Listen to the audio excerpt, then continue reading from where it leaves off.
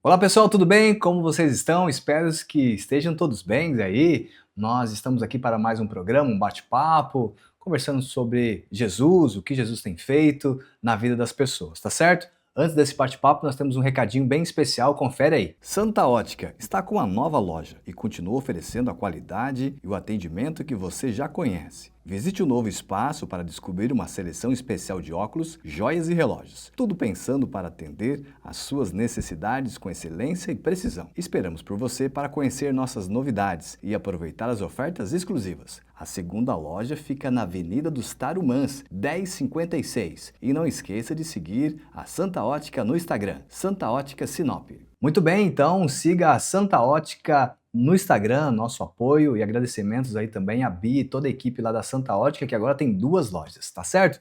Hoje nós temos um convidado especial, ele é pastor, inclusive pastor da minha mãe, rapaz. Que é isso? A minha mãe está lá congregando com ele, pastor Marcos Coelho da Metodista. Tudo bem, pastor? Tudo bem, prazer estar com vocês nessa noite. Maravilha! Poder conversar um pouco, falar de Jesus é muito bom, né? Que maravilha! E a minha mãe então está lá frequentando, já é membro, enfim, já está ajudando lá na sua igreja, na igreja metodista. Graças a Deus, uma Edna é uma bênção para nós, né? Já chegando lá, já nos auxiliando. É uma verdadeira serva do Senhor, né? E toda serva que quer servir de fato, e para a gente que é uma igreja que está aí recuperando, né, em crescimento, a gente, quando chega alguém querendo trabalhar, a gente fala, ô Jesus, obrigado, que tu mandou tua serva, então ela é uma bênção para nós. Dona Edna, um abraço, mãe, te amo, viu? Um abraço, Ed. Continua lá, servindo, vendendo lá, quando tem espetinho, ela vende, feijoada, e ela ajuda, e ela faz de tudo um pouco lá. É isso aí. É uma benção. Pastor, mas o senhor está aqui em Sinop há quanto tempo?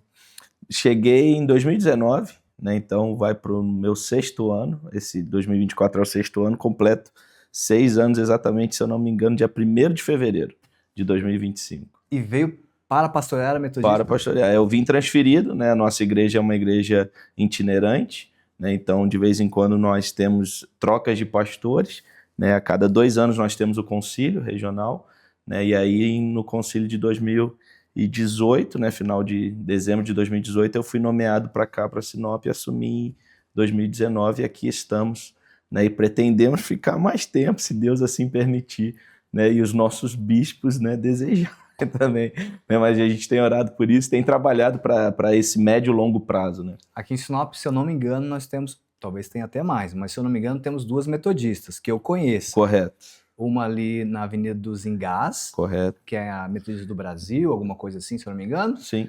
E a Metodista, da qual o senhor está pastoreando agora, já faz um tempo, que é no Jardim Primaveras, na rua da Avenida Cibipirunas, esquina com a Avenida dos Pinheiros. Exatamente. Exatamente. Havia uma terceira metodista, né, que era a Metodista Livre, que ela ficava lá no Jardim Ibirapuera, ali, Jardim São Paulo, mas que infelizmente veio a fechar e não existe mais aqui em Sinop. Mas nós temos essas 2 metodistas. A metodista que a gente chama do Brasil, né, que é a das Engás, mas que hoje é conhecida só como metodista. Metodista também. E nós somos wesleyanos, né? Então a metodista wesleyana, que é aqui, como você falou, no redondo, né, na rotatória, da Cibipirunas com a Pinheiros. Qual que é a diferença das metodistas, assim, para quem está assistindo? Eu realmente eu desconheço. Qual que é essa diferença entre uma e outra? Na verdade, hoje, a diferença, ela deixou de existir, né? A diferença que houve na Igreja Metodista, ela ocorreu no final dos anos 60, início dos anos 70, que foi quando no Brasil inteiro houve um avivamento, né, pelo Espírito Santo. Então, na época, as igrejas eram tradicionais, né? A Metodista era uma igreja tradicional, e aí com o avivamento dos anos 60, 70, né, começou-se a dar evidência, né, a curas espirituais, ao batismo com o Espírito Santo, libertação, né, e a Igreja Metodista, na época do Brasil, não aceitou esse avivamento, né, e aí daí surgiu muitas dessas igrejas, né, a Metodista Livre, a Metodista Renovada, a Metodista Wesleyana, foi tudo dessa época dos anos 60, 70, por conta do avivamento do Espírito Santo, né? Então, eu digo que nós wesleyanos, nós temos assim um orgulho de dizer, vamos dizer assim, é que nós não abrimos a igreja por rebeldia, né? Porque às vezes a gente vê nos nossos dias muitas igrejas sendo abertas porque às vezes não aceita o que o líder fala e aí simplesmente abre outra porta. Mas nós não, nós fomos convidados a se retirar, né, e recebemos a bênção, vamos dizer assim, da Metodista do Brasil na época para trilharmos, né, caminhos mais excelentes. Esse foi o termo que foi utilizado na Carta Rosa, né, histórica, que nós temos guardado até hoje, né, que tem esse convite a se retirar da Metodista do Brasil.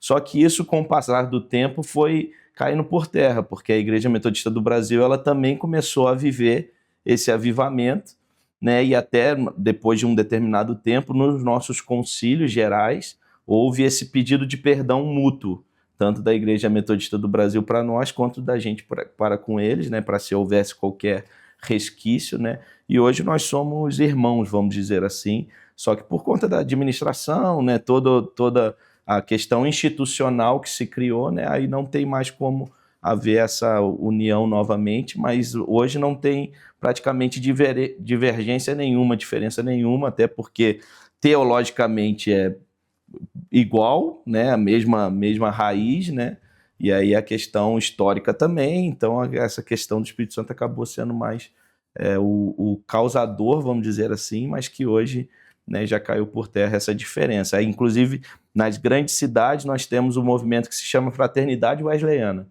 e aí esse movimento que se chama Fraternidade Wesleyana são alguns encontros onde todas as igrejas de raiz wesleyana, né, que vieram de John Wesley, do movimento metodista, se encontram.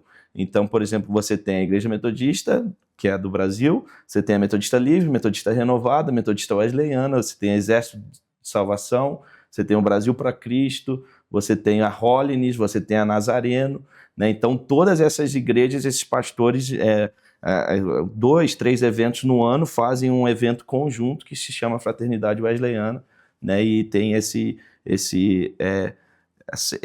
reunidade, né, vamos dizer assim, do reino, né, por entenderem, né, que vieram da mesma raiz e que hoje já não tem mais divergência e diferença. Como que pode, né? A gente observa hoje, analisando hoje, como que alguma igreja, né, vive sem essa presença do Espírito, né? Uhum. Sem as curas, os milagres, enfim.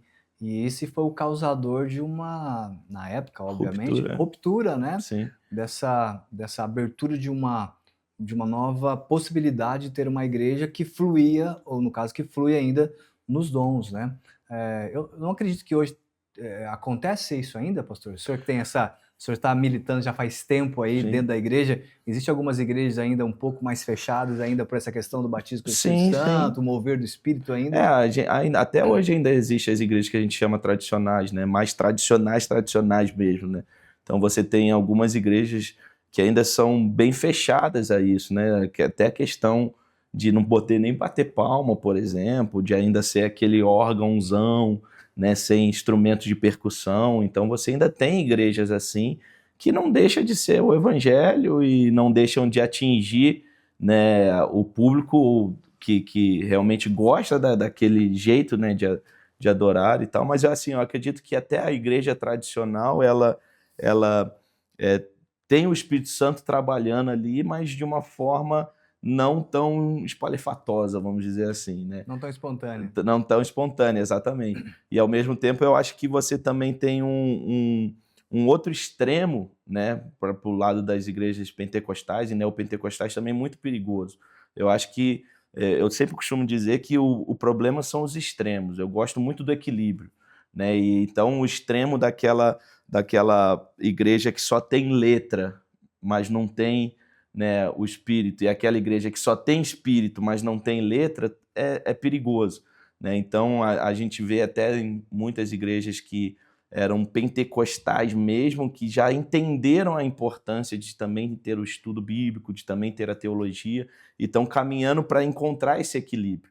Eu acho que a grande base, ou grande questão é achar esse equilíbrio entre o conhecimento e o espírito, né?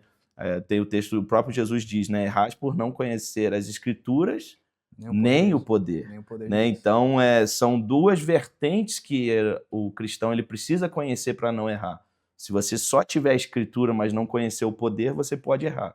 que se você só tiver o poder e não tiver a escritura, você também pode errar. Então tem que achar esse equilíbrio para que tenha uma fé, na minha opinião, sadia, né? E assim você consiga desfrutar aquilo que o Senhor tem para cada um de nós. Até porque a Bíblia, ela é a interpretação da Bíblia, né?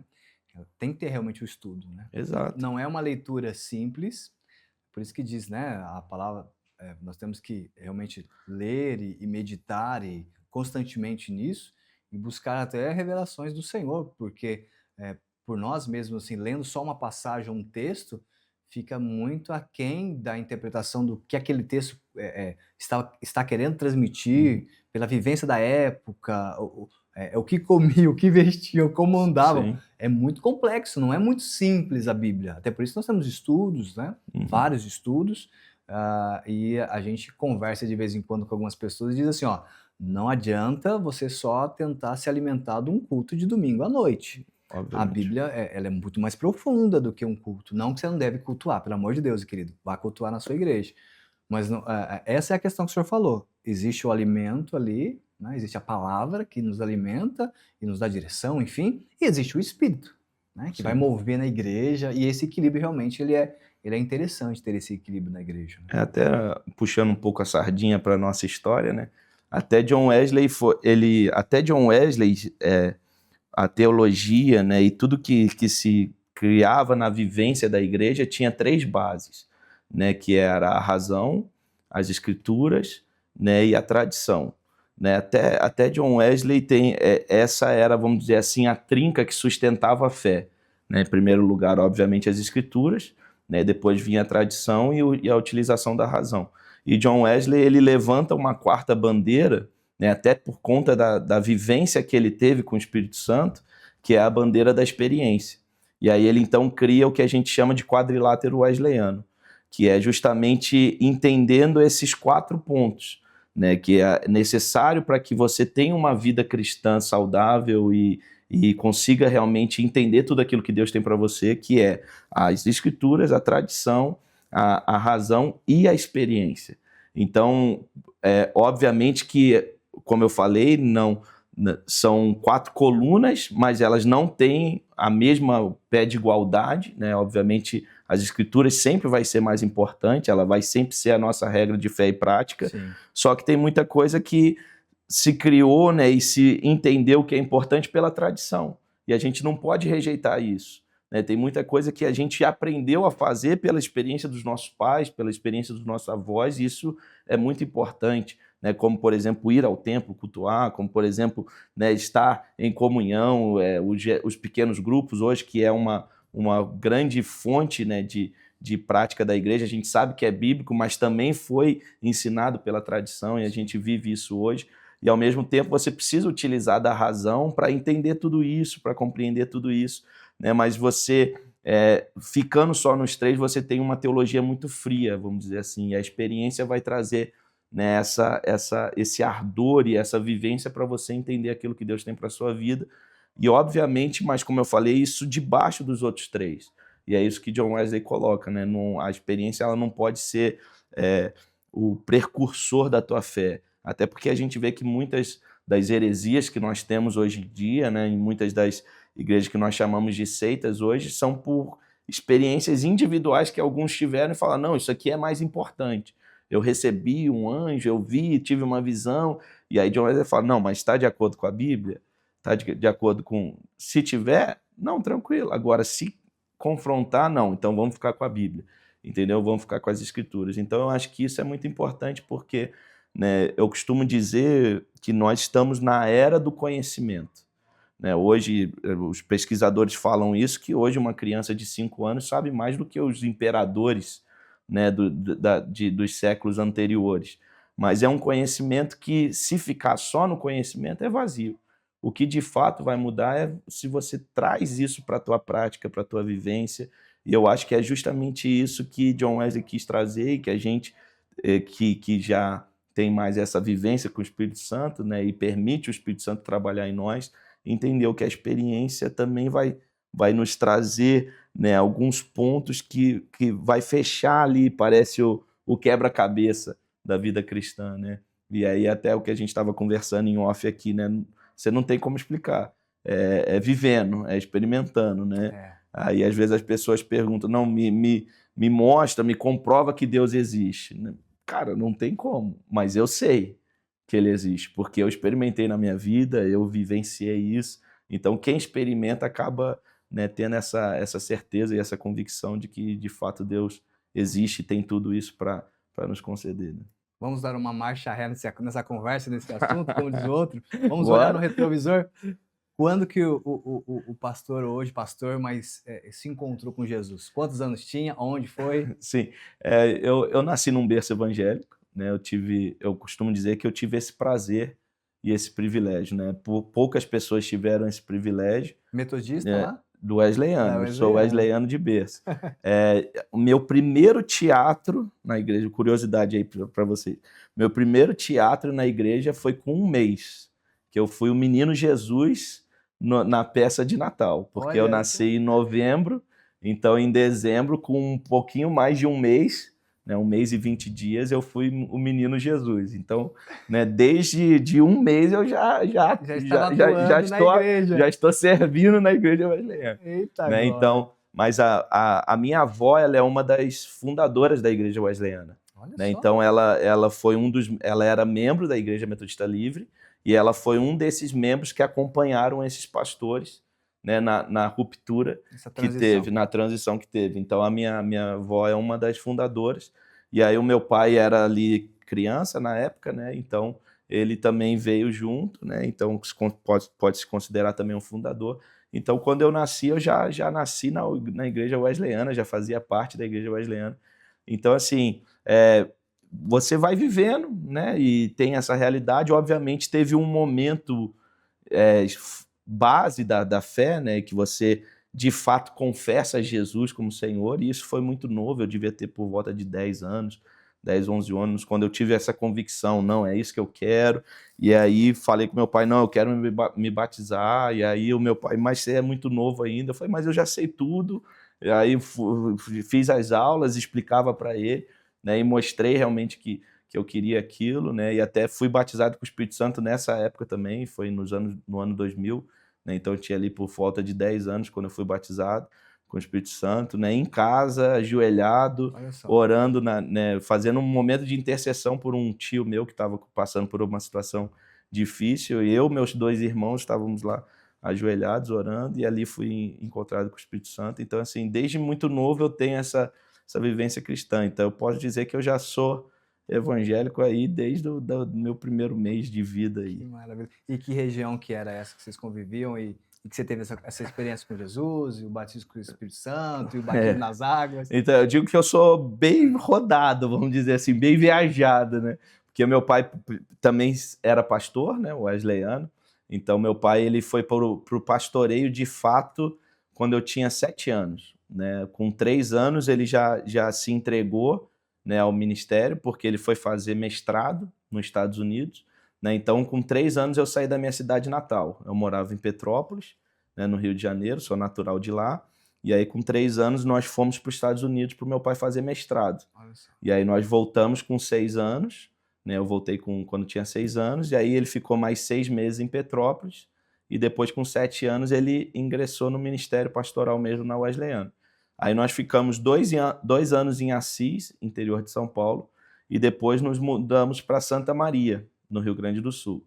E aí, lá em Santa Maria, que eu fui, né, batizado com o Espírito Santo, que fiz as aulas de batismo, né, mas lá em Santa Maria não deu tempo de eu me batizar, porque meu pai foi transferido de novo. Olha só. Aí nós ficamos 2 anos em Santa Maria e depois ele foi transferido para o Parque dos Chaves, né, na capital de São Paulo. Né, e aí lá eu me batizei no ano de 2001 e fiquei toda a minha adolescência lá, né, até 2006. Né, e aí depois meu pai foi transferido para Presidente Prudente, interior de São Paulo. Aí eu fiquei mais 2 anos com ele lá em Presidente Prudente. E aí foi quando eu me desvencilhei do meu pai, né? Aceitei o chamado, fui para o seminário interno, Seminário.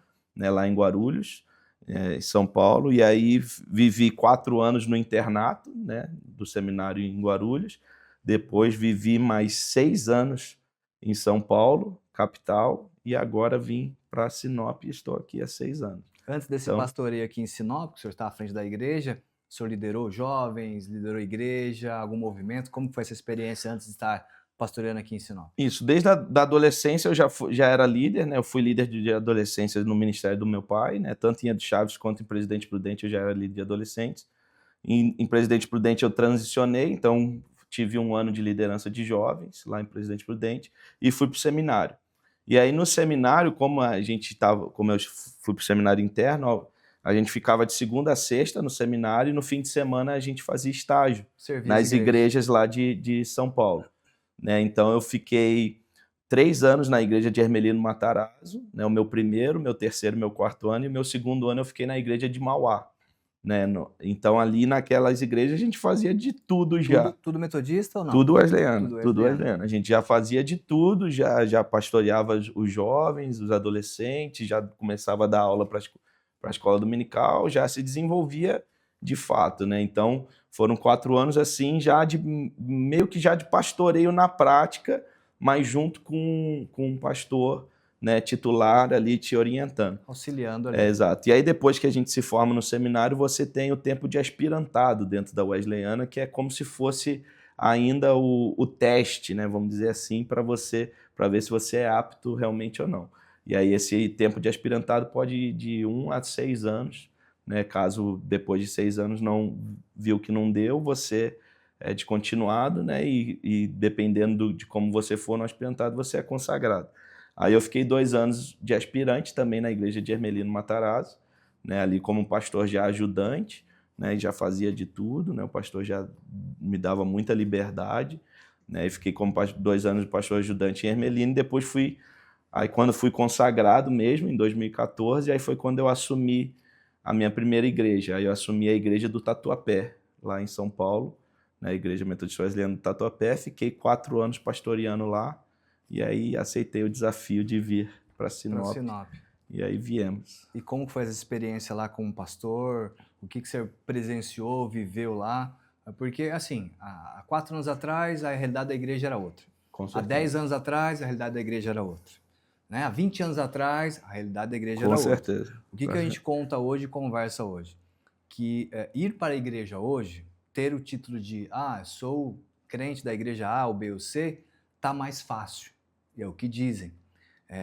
Os meus amigos estão na igreja, vamos para lá também, é mais legal, o som é bacana, o louvor é legal, a palavra é massa.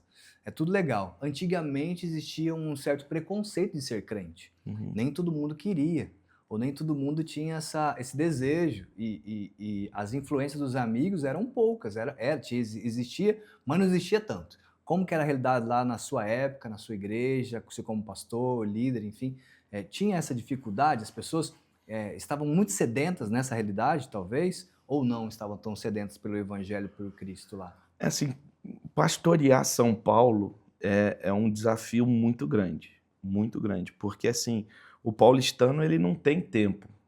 Você conseguir pastorear um paulistano é muito complicado. Por exemplo, você precisa usar de subterfúgios para você conseguir exercer esse pastoreio de fato. Por exemplo, para você ter uma ideia, a maioria das pessoas, maioria não, mas grande parte das ovelhas eu pastoreava pelo WhatsApp, porque era o jeito que você tinha de conseguir ter uma relação continuada com a ovelha. Então o paulistano ele usa muito do WhatsApp para trabalhar e ele acaba usando isso também no seu dia a dia. Então eu mandava uma mensagem de manhã, às vezes o cara via na hora do almoço me respondia, aí depois eu via à tarde respondia, e tinha essa vivência continuada. Obviamente a gente fazia o trabalho, né, pastoral de visita e etc., mas era algo mais complicado, você não tinha tanto tempo hábil para isso. Então, por exemplo, as visitas que eu ia fazer, eu chegava na casa dos irmãos 8h30 da noite, 9h30 da noite, ia sair 1h da manhã, porque era o horário que eles tinham, porque eles acordam 5h30 da manhã, chegam em casa se adaptar à realidade, 7h30, exato. Se adaptar à realidade. Então você se adapta à realidade. Então pastorear o paulistano é muito complicado, você precisa desenvolver uma rede realmente de pastoreio. Mas a igreja quando eu assumi era uma igreja pequena, era uma igreja que ela não tinha tido ainda um pastor integral. Todos os pastores que passaram por ela eram parciais, né, tinham seus trabalhos fora, e eu fui o primeiro integral até um anseio que eles tinham, né, para ter um pastor integral. Eu fui o primeiro, então eu consegui desempenhar um papel maior, porque eu consegui dar um tempo maior à igreja, dedicar um tempo maior à igreja. Então foi uma igreja que, quando eu assumi, tinha lá os seus 25, 29 membros só, né, e a gente foi trabalhando, foi galgando, e quando nós deixamos ela, nós conseguimos deixar com uns 85, uns 86, ali num período de 4 anos. Mas foi um trabalho muito árduo, e foi assim um trabalho que Deus, foi a graça de Deus, sabe? Quando assim, não é por nós, mas tudo encaixa, aí a liderança se encaixa com a sua visão, e foi indo, foi caminhando bem, assim, a gente foi transicionando ela para os pequenos grupos, né? E a igreja foi aceitando, porque facilita, como eu falei, o pastoreio, te ajuda, né, em todo esse processo. Então foi muito bacana o tempo lá. Só que assim, São Paulo é um mundo, né? São Paulo é um mundo, então você tem muitas opções, e a igreja é só mais uma opção. Sim. Esse que é o grande problema. Então você tem aquelas pessoas que tratam a igreja com seriedade, mas você tem também aqueles que tratam a igreja como mais uma opção. Até porque igreja tem muitas, né? Obviamente, né? E para quando é uma igreja pequena, esse é uma dificuldade, porque você concorre, né? Não é bem essa palavra, mas você concorre com igrejas já estruturadas, com sons extraordinários, com louvores extraordinários, então acaba dificultando mais, né? Então, por exemplo, nós estávamos no Tatuapé e a nossa volta ali tinha a Paz Church, do Abe Uber, que é um mundo, tinha esqueci, a Comunidade da Graça, do Bezerra, que também é um mundo, e a gente estava lá, inserido, uma pequena ali, comunidade ali. Então, assim, mas Deus nos deu graça, e hoje eu louvo ao Senhor porque, né, nós viemos para cá, mas o pastor que foi para o nosso lugar, ele continuou esse processo. Hoje a igreja está caminhando muito bem, está bem maior do que nós deixamos. Então, assim, a gente vê que o processo continuou e Deus está trabalhando lá. Mas, assim, o que eu acho que complica muito nos nossos dias, eu até entendo o que tu falou, é mais fácil, mas ao mesmo tempo o comprometimento é mais difícil.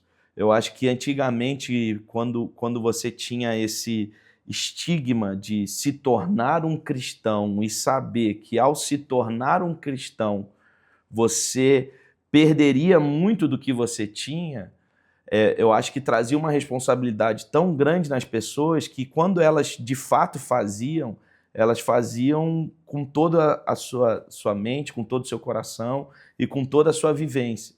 E isso, de fato, tornava cristãos. Mais autênticos. Autênticos, exato. Hoje, como é mais fácil, vamos dizer assim, né, você tem muitas pessoas que se dizem cristãos, mas que, na verdade, são frequentantes.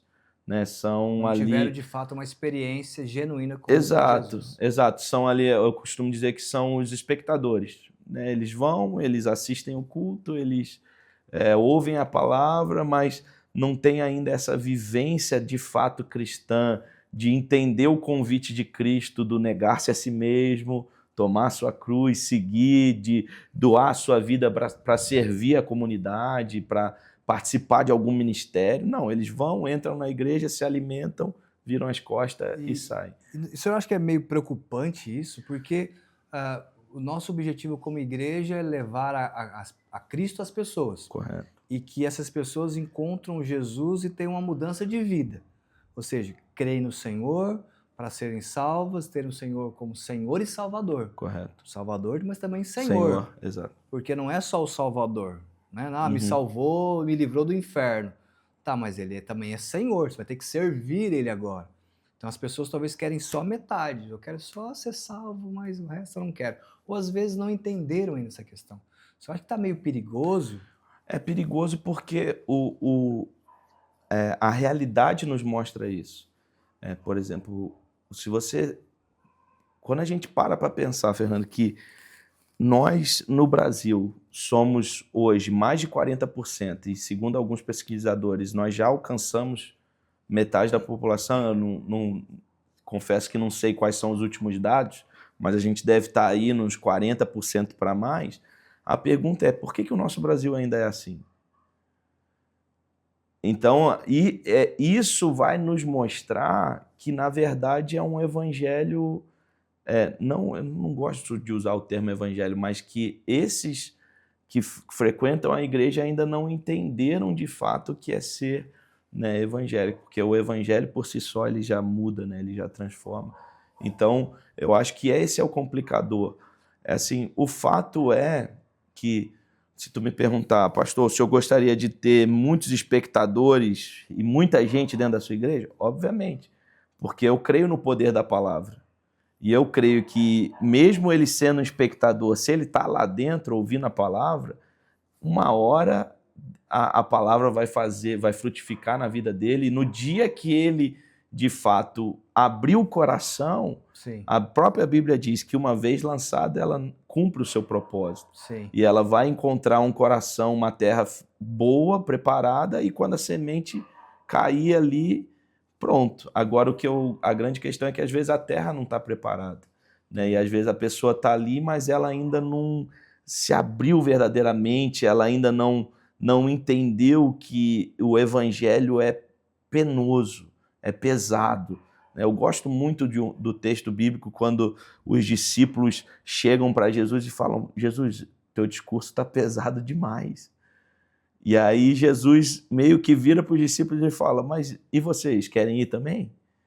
Eu não vou mudar o meu discurso. É isso que Jesus fala. Eu não vou mudar o evangelho para trazer aquilo que vocês querem ouvir. O evangelho é esse, é transformação, é mudança de vida, é mudança de realidade, é deixar o pecado para viver uma vida de santidade, é se abster-se de si mesmo para viver a vida que Deus tem para você. Então eu não vou abrir mão disso. Se vocês quiserem ir, podem ir. E aí Pedro dá aquela resposta que todos nós conhecemos: para quem nós iremos, se só tu tens as palavras de vida eterna?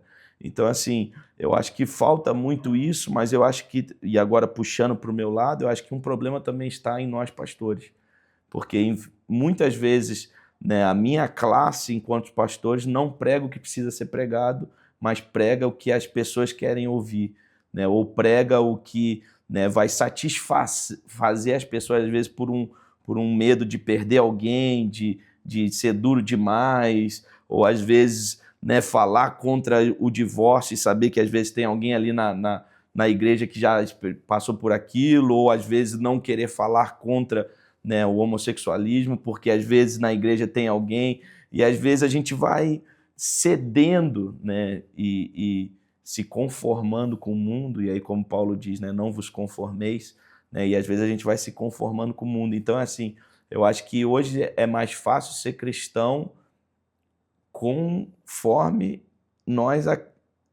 achamos que é ser cristão, vamos dizer assim. Mas ser cristão como Jesus nos ensina sempre vai ser penoso, sempre vai ser difícil, sempre vai requerer de nós abrir mão, vai requerer de nós sacrifício, vai requerer de nós, né, deixar a nossa própria vida para viver a vida de Cristo, vai requerer de nós abrir mão do pecado, abrir mão da nossa carne. Então vai ser sacrificioso, vai ser penoso, né? E eu acho que a gente precisa voltar a essa essência de que esse é o evangelho genuíno, é isso que vai trazer transformação para a nossa casa, para a nossa família, para a nossa vida, vai nos fortalecer a viver aquilo que Deus tem para nós, quando a gente entender isso de fato. Não viver esse cristianismo meia boca, vamos dizer assim. É verdade, pastor. Eu também acredito nisso. Então, assim, as pessoas, lógico, hoje a igreja está muito mais acessível, né? Como eu Sim. falei, está muito mais acessível, até porque pelo estilo que a igreja se transformou, se mostra hoje, um pouco mais moderna, digamos assim, e antigamente era uma igreja um pouco mais fechada, um pouco bem mais tradicional, né? Bem mais tradicional. Então existia uma diferença, acredito eu, entre a igreja e o mundo, ou a sociedade normal. Hoje a igreja está um pouco mais modular, digamos assim. De um lado é bom, até pela questão de que é mais fácil as pessoas virem, como o senhor falou. Então eu sempre digo que existe os seguidores ocasionais, existe, né, a multidão, os seguidores ocasionais, os discípulos, essa questão, vai Sim, dando exato. essa questão dessa nomenclatura, digamos assim, para as pessoas. Mas como o senhor falou também, é muito melhor ter essas pessoas ali, mesmo ainda não se converteram de fato, são frequentantes, mas estão ali ouvindo constantemente, Mas, de um outro lado, eu, Fernando, é preocupante, porque elas acham que aquilo ali é o evangelho, tá tudo Exato. certo. E o É. evangelho, de fato, é uma ruptura, é uma mudança de vida, é sair do A e ir para o B, é essa mudança. Só que não é da forma que nós queremos também. O senhor, como pastor, eu, né, enfim, nós não abriremos a cabeça de ninguém e colocaremos o evangelho lá dentro, né? O senhor vai fazer o quê? O senhor vai pregar a palavra. Exato. E essa palavra ela tem um poder de transformação, assim como transformou a minha vida e tem transformado todos os dias, como transformou a sua vida, né? Exato. Eu acho que a grande questão, Fernando, que a gente precisa entender, e agora puxando para o nosso lado pastoral e de liderança, nós podemos mudar a forma, nós não podemos mudar a essência. Nós podemos mudar a maneira como nós levamos, né? Então, por exemplo, há algum tempo atrás, pode pintar de preto, não pode pintar de preto, pode pintar de cinza, tem que pintar de amarelo, tem que pintar de branco. Cara, isso independe. Você vai pregar a Bíblia lá dentro? Você vai pregar a palavra mesmo? Então, independente da forma, a forma independe. Essa embalagem depende, até porque Jesus usou a forma da época. O que Jesus fez? Ele pegou parábolas. Ele falou, olha, vocês não vão entender, então deixa eu pegar aqui uma parábola do agricultor, deixa eu pegar aqui uma parábola do pescador, deixa eu pegar aqui uma história aqui de pastor de ovelha que vocês vão entender. Então ele usou a metodologia da época para trazer uma essência do reino. E eu acho que esse que é o grande perigo, é quando você muda a essência. Né? Eu gosto muito de um termo, até influenciado pelo meu pai falava muito de princípios. Princípios são irrevogáveis, os princípios bíblicos são irrevogáveis. Você não pode alterar uma vírgula dos princípios. Metodologia, método, forma, vai ser na praça, vai ser no meio do mato, vai ser no encontro com Deus, vai ser num retiro, é forma. Sim. Agora você tem que pregar a essência. E eu acho que o grande risco do nosso tempo é quando se altera um pouquinho essa essência, né? E a própria Bíblia diz isso, que nos finais levantariam falsos profetas que pregariam, né, aquilo que satisfaria os ouvidos dos ouvintes. Né? Então, eu acho que isso é a realidade atual. Né? Nós temos esses hoje inseridos, né, no meio daqueles que são de fato, né, reais e verdadeiros, e faz parte. Só que nós, enquanto líderes, nós, enquanto pastores, nós temos que tomar esse cuidado para não nos deixar levar por essas situações, mas nos mantermos firmes no nosso propósito de pregar o evangelho, de pregar as escrituras, doa quem doer, machuca quem machucar, mas é quando pregarmos esse evangelho verdadeiro que as pessoas vão criar essa consciência de entender, poxa, nisso aqui eu estou errado, nisso aqui eu preciso alterar, isso aqui eu tenho que deixar de lado, senão eu não vou conseguir, né, viver. Então, assim, eu acho que é muito, muito isso, a gente entender essa realidade, né? E até por quê? Porque eu sou a favor disso, né? Por exemplo, a gente talvez vai falar um pouquinho, mas nós estamos passando por uma reforma, de melhoria, de modernização, justamente por isso, para eu trazer uma forma mais agradável e mais atratível às pessoas, atrair as pessoas. Amém. Só que quando chegar lá dentro, eu preciso pregar a Bíblia.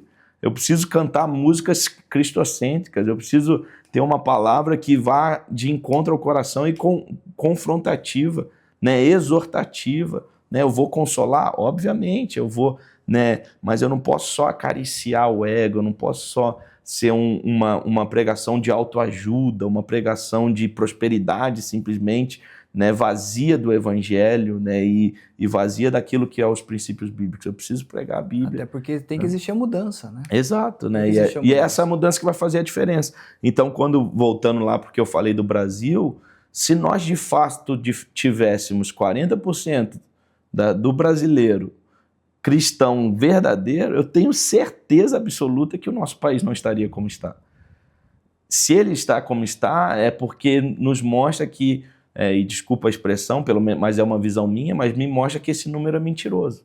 Que esse número não é a realidade, esse número... Ou pode até ser um número real de cristão, mas é um cristão não praticante, né? Que a gente chegou a esse patamar, infelizmente. Antigamente dizia assim, perguntar para as pessoas, qual é a sua igreja? Ele dizia assim, eu sou católico.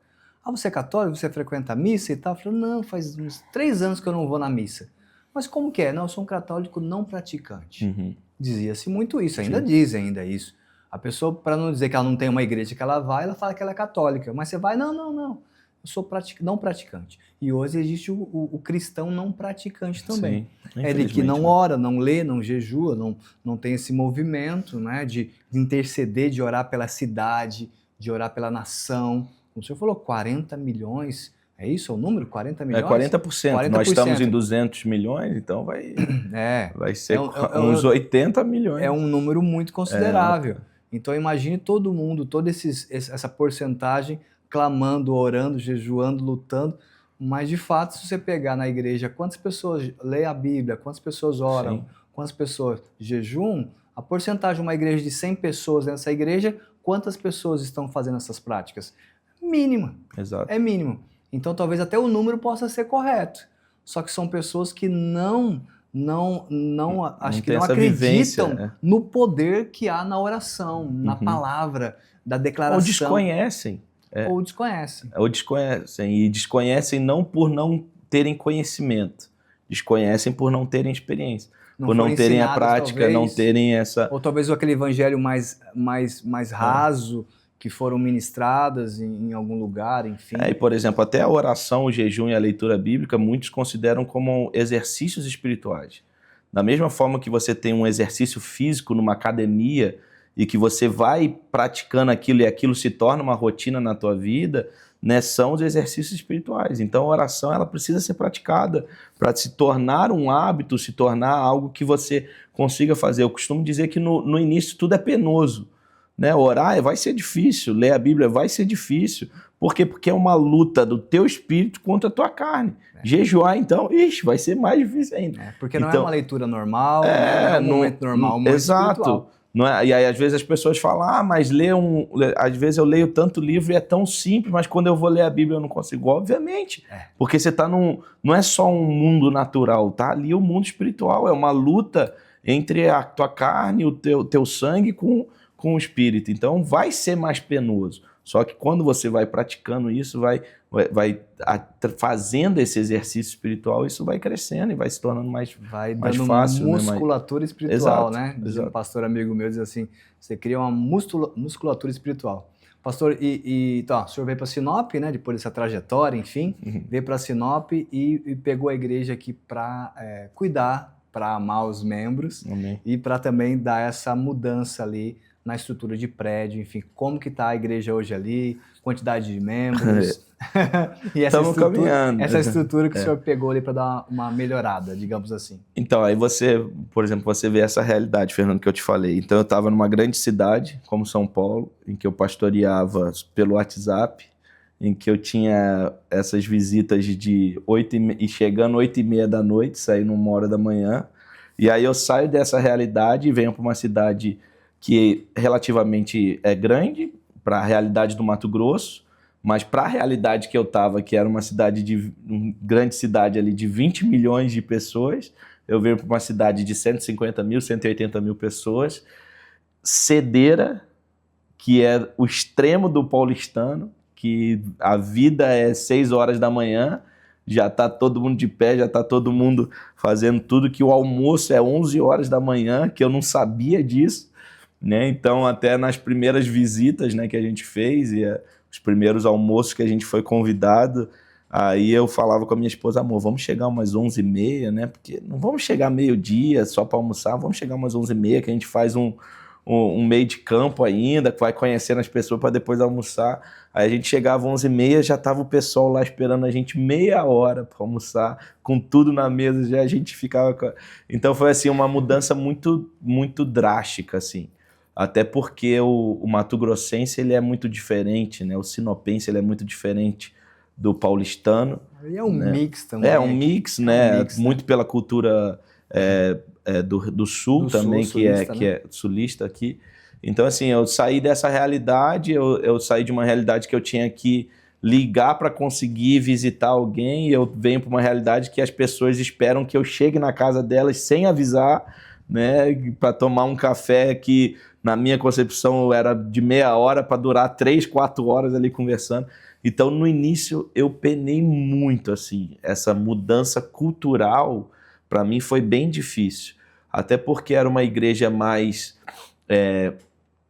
de adultos, mais de senhores e senhoras, e eu era mais jovem ainda, né? Quando eu vim para cá eu estava com 29 anos, 30 anos, né? 28 na verdade, então 28 para 29, ou 29, agora peguei, deixa eu fazer, tava com 29 para 30 anos, né? Então quando eu vim Tinha pra cá, cabelo ainda, pastor? nada, já tava careca, só a minha felicidade foi casar com cabelo, as fotos do casamento tem lá um restinho de cabelo, depois disso tá tudo certo. né? Então era um pastor jovem, a igreja que eu pastoreava lá era mais jovem em São Paulo, tinha bastante jovens, então eu saí dessa realidade e vim para uma igreja de uma idade mais avançada, né, com essa cultura toda diferente. Então no início foi bem dificultoso assim, até a gente entender.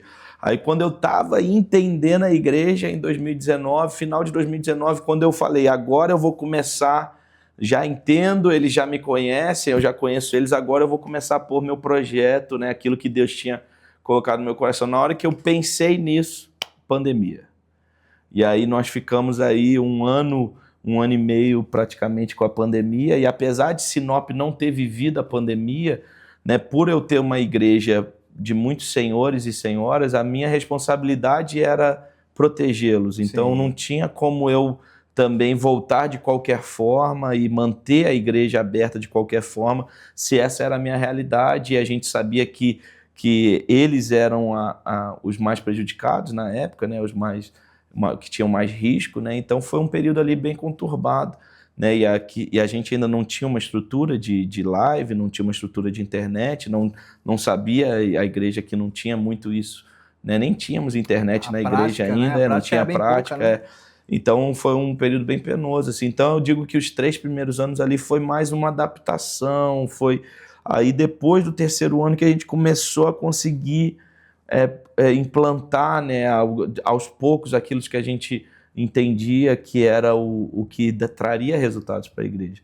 Mas graças a Deus a igreja está vivendo um novo tempo, está caminhando, tem chegado pessoas novas, né, temos crescido, né, hoje nós temos, né, ali devemos ter uma faixa de 70, 80 pessoas, né, quando eu cheguei tinha na média de uns 30, 40, então a gente está nessa média de pessoas, foi um crescimento mais lento por conta desse início, né, que eu digo que foi mais dificultoso, mas hoje nós estamos caminhando, né, temos caminhado e Deus tem nos surpreendido, porque a gente tem conseguido fazer essas melhorias, ao mesmo tempo que a gente está mudando, a gente está mudando a mentalidade. Eu acho que essa que é a grande chave, a gente está num processo de mudar a mentalidade, né, desde o ano retrasado, a gente entrou nesse processo de mudar a mentalidade da igreja, saiu de uma mentalidade mais de estrutura, uma mentalidade mais de evento, uma mentalidade mais de culto, de programação, e irmos para uma mentalidade mais de rodagem verdadeiramente, de um programa mais assertivo, né, de relacionamento, de comunhão. Então a gente está nesse processo de mudança de mentalidade e junto com esse processo de mudança de mentalidade a gente também está mudando a igreja, a cara da igreja, modernizando a igreja, né, que era um prédio muito antigo, né, já foi construído faz mais de 20 anos, né, então a gente está mudando essa realidade, só que é um prédio muito grande, então é muito dinheiro, e aí ao mesmo tempo é uma comunidade ainda pequena para aquilo que precisa ser feito, mas estamos indo, melhorando uma coisinha aqui, melhorando uma coisinha ali, e aí esses últimos meses a gente partiu para cima mesmo para fazer, né, e Deus tem nos dado graça, a gente, na medida daquilo que a gente precisa ser feito, a gente está fazendo bastante coisa, né, então estamos ali fazendo uma boa reforma, né, para vivermos agora em outubro, que vai ser a comemoração dos 25 anos, né, o jubileu de prata da igreja.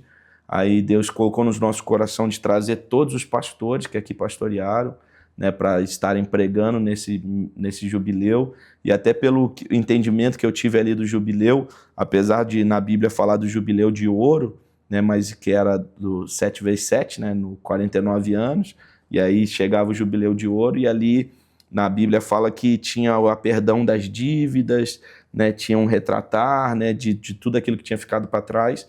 E aí Deus ministrou isso no meu coração para fazer agora, no 25 anos. Então a gente vai trazer os pastores até nesse intuito de pedir perdão por alguma coisa que tenha ficado, né, como igreja, né, como instituição, né, como ovelhas, né, às vezes alguma ovelha que machucou, né, algum processo que tenha ficado ainda, né, no mundo espiritual, para a gente, Deus colocou no meu coração para a gente realmente abrir as janelas dos céus sobre a nossa vida, porque às vezes pode uma coisa lá atrás estar impedindo, né, esse crescimento, esse desenvolvimento mais acelerado da igreja.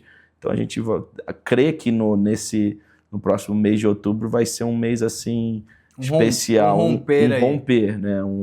É isso que a gente tem orado, né? Temos jejuado para isso, temos nos dedicado para isso, né? Temos, né, já colocado esses pastores diante do Senhor, temos convidados todos aqueles que já passaram pela igreja, né, para estarem conosco, para também como igreja pedir perdão às vezes, né? Porque a itinerância ela causa muito isso, né? A gente que é uma igreja itinerante, a gente vê muito isso. Às vezes uma mudança de pastor traz uma ruptura, né, às vezes no coração das pessoas, às vezes é um laço que se criou com aquele pastor. Sim. E quando tem a mudança, às vezes machuca, às vezes fica com trauma, fica com situações realmente no coração, né, machucados, né, às vezes com a instituição, e a nossa intenção é fechar qualquer brecha, qualquer coisa que tenha nas regiões espirituais para que a gente consiga viver, né, um novo tempo de Deus para nós, e nós cremos nisso, Amém, amém. Pastor, o que a igreja está ali,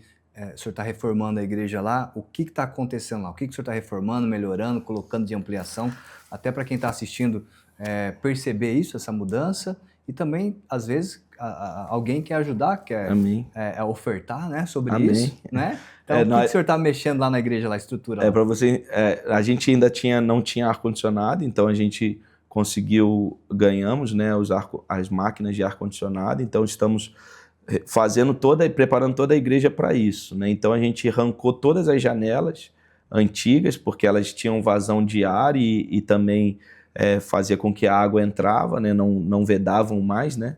Por serem muito antigas. Então nós arrancamos todas as janelas, fechamos com alvenaria, né?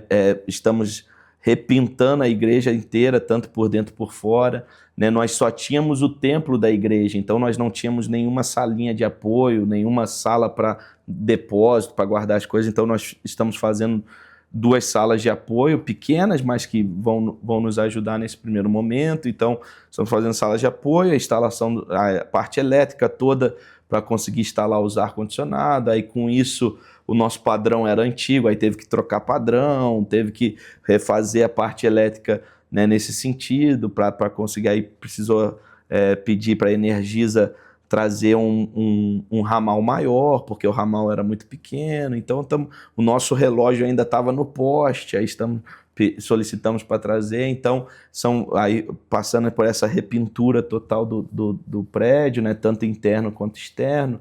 Aí temos algumas melhorias para fazer na parte, né, de iluminação, né, esses mais detalhezinhos assim, né? Só que tudo isso é dinheiro, vai dinheiro. Né? E aí, para esse primeiro momento, é isso que nós estamos fazendo. Nós queremos, né, o nosso alvo era instalar os ar-condicionados, né, fazer a pintura interna e externa, fazer essas 2 salas de apoio, né, e toda essa parte elétrica de iluminação, para a gente fazer o jubileu de prata, né, a comemoração em outubro, né? Mas posterior a isso, nós precisamos ainda trocar as portas, né? Colocar blindex nas portas. E aí, ao colocar blindex, nós vamos conseguir fazer um outro espaço, que vai ser o hall de entrada da igreja, né? Hoje, quem conhece a nossa igreja sabe que tem ali um semicírculo na frente, só que ele hoje é praticamente inativo, porque na época de chuva molha tudo ali. Então a gente quer colocar os blindex ali, para ali já ser o hall de entrada, antes de entrar no templo, né? E aí, posteriormente, nós temos um prédio multiuso já em vista para fazer, né? Então nós temos, que aí vai ser a sala das crianças, sala dos adolescentes, a igreja infantil, né, que nós queremos fazer, né, escritório, secretaria, banheiros mais modernos, né? Não, isso não tem nada ainda. Hoje não tem nada. Aí só o prédio. Não, hoje nós temos o templo. Só o prédio, Só o templo ali. Hoje o que nós temos é o templo e uma sala infantil adaptada, porque ela é no piso superior, até um pouco meio perigoso das crianças subirem, a gente toma bastante cuidado para isso, mas era o único ambiente que a gente tinha para fazer uma sala infantil, e aí foi ali que nós aproveitamos para fazer. Mas hoje o que a gente precisa posteriormente a isso é o prédio, né? Aí depois vai ter a parte do forro, que a gente ainda não tem, né? Tá só no telhado ainda. Tem uma obra boa para acontecer ainda. Dentro do templo ainda falta o forro, né? Posteriormente, esses blindex, e aí depois esse prédio multiuso. Só que aí esse prédio multiuso já começa de baixo. A gente vai precisar fazer um belo muro de arrimo no nosso terreno, para conseguir aplainar ele, porque a parte de trás dele é bem mais baixa, né? Então a gente precisa aplainar ele, né? Então vai ter que fazer um muro de arrimo com essa estrutura toda para conseguir subir o prédio que a gente precisa. Aí esse prédio vai ter ali umas 3, 4 salas, mais uma cozinha, mais a secretaria, tudo. Hoje a gente não tem nada. Vai dar certo. Vai dar certo. Vai dar certo. E é isso que a gente está fazendo, assim, Fernanda. Eu acho que a obra do Senhor é muito isso. Você não pode parar. Você tem que... O que dá para fazer agora? Vamos fazer. Faz com que dá, exatamente. Vamos fazer. Então, automaticamente o conforto para quem está participando das reuniões, ele, né, um ar-condicionado. Ele vai melhorar, exato. Nem Sinop, um calor, um ar-condicionado vai bem, né? Exato. As poltronas ali, o ambiente para poder cultuar, ele já acaba auxiliando, e automaticamente a partir daí pessoas vão vindo, vão agregando, vão ajudando. E para aquela pessoa que está assistindo, tanto pelo YouTube quanto pela TV, esse bate-papo, como que as pessoas podem, no caso, se quiserem, auxiliar? Existe algum Pix aí da igreja que as pessoas possam ajudar? O senhor sabe aí? Pode falar. imwsinop@outlook.com. Esse é o nosso Pix, né? imwsinop@outlook.com. É o nosso e-mail. Aí é o Pix da igreja. Aí por esse Pix você consegue nos auxiliar, nos ajudar, ou se quiser nos ligar, nosso telefone é 669-9605-0282. Aí quiser nos ligar e nos ajudar de alguma forma. Você que está assistindo, então, a igreja fica na Avenida Cibipirunas, esquina com a Jequitibás. Pinheiros com Cibipirunas. Na rotatória. Na rotatória. A igreja é antiga, está em reforma ali. A igreja tem 25 anos, é isso? Isso, não. O prédio ali deve ter uns mais 22 anos. Por aí. 23, mais de 20 anos. Então já passou alguns pastores, né? Inclusive conheci alguns. A igreja esse trabalho já é antigo, só que essa questão de mudança de pastores acaba tendo essas mudanças também de membros. Exato. E está com esse número hoje de quase 80 pessoas frequentando ali. Então você tem também a oportunidade de passar por lá, olhar a obra, ligar para o pastor ou fazer uma ajuda aí através do Pix, tá bom? Que Deus abençoe você e a sua contribuição. Pastor, eu queria te agradecer por esse bate-papo, dos primeiros, que nós teremos aí outros, obviamente. E aqui quem vem participar aqui, o meu pedido sempre é que possa orar, fazer uma oração para quem está nos assistindo, tanto pelo YouTube quanto pela TV. Pessoas que talvez aí estão passando desafios, né? Talvez pastores passando desafio, famílias passando desafio, né? Talvez aquele desafio que o senhor está passando hoje na igreja como construção e obra, tem alguém passando na sua casa. Com certeza. Né? Mas nós temos aí várias pessoas precisando de uma oração, né? Em todas as áreas da vida, seja financeiro, seja familiar, seja de enfermidade. Aquilo que o Senhor, né, colocar no seu coração, que você pudesse fazer essa oração para nos abençoar e abençoar quem está nos assistindo. Amém. Posso deixar um texto bíblico? Pode. Eu queria deixar o texto de Hebreus 12, 1 e 2. É um texto que eu gosto muito, que diz assim: visto que nós estamos rodeados de tão grande nuvem de testemunhas, deixemos de lado todo o embaraço e o pecado que tenazmente nos rodeia e corramos com perseverança a corrida que nos está proposta, com os nossos olhos fitos no autor e consumador da nossa fé, que é Jesus Cristo.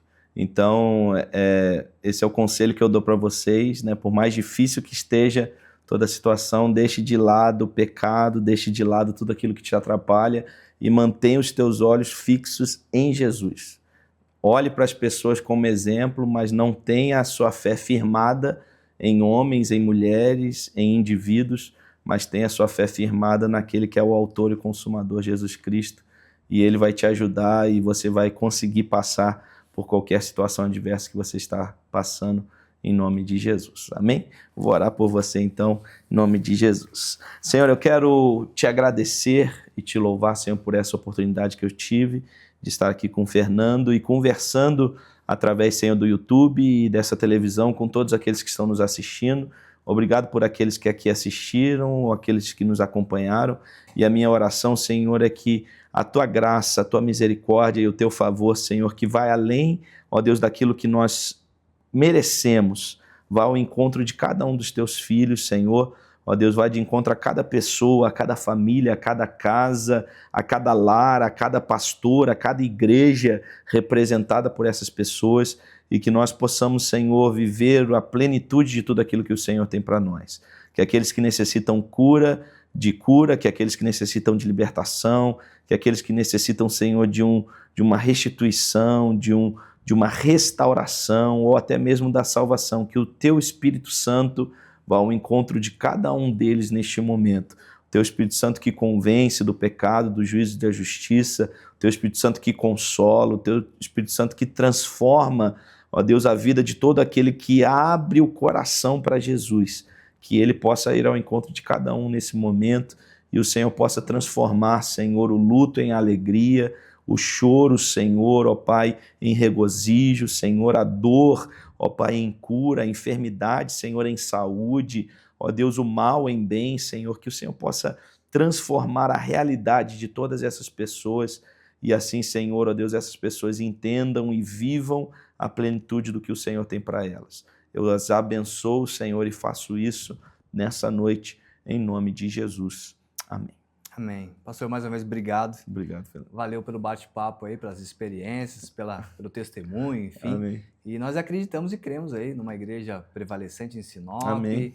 uma igreja que prega o evangelho, né, que leva as pessoas ao arrependimento e que são curadas, libertas, e que o Senhor possa continuar sendo abençoado e abençoando pessoas lá na sua igreja. Em nome de Jesus. Tá bom? Obrigado. Você que ficou até agora, muito obrigado. Nos vemos no próximo programa. Que Deus abençoe você, a sua casa, a sua família, em nome de Jesus.